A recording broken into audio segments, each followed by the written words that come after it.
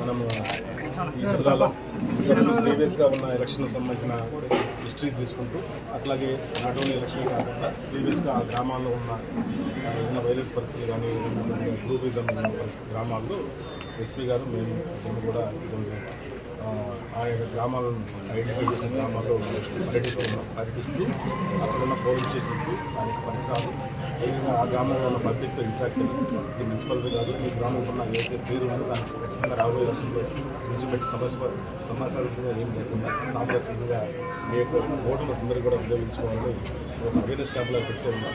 ముందుగా దాని యొక్క ఒకవేళ మితిమీరినప్పుడు ఏమి రిపర్కషన్స్ ఉంటాయో కూడా చెప్తూ ఉన్నాం.